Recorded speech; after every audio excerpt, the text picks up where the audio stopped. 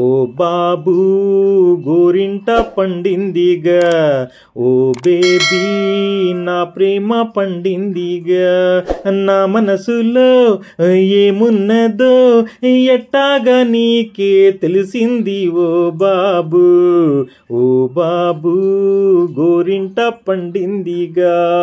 Hi friends, ఆషాఢ మాసం వచ్చిందంటే చాలు మహిళలు గోరింటాకు పెట్టుకోవడానికి ఆసక్తి చూపిస్తారు. ఆడపిల్లలు చేతికి గోరింటాకు పెట్టుకోవడం అనాదిగా వస్తున్నటువంటి ఆచారం.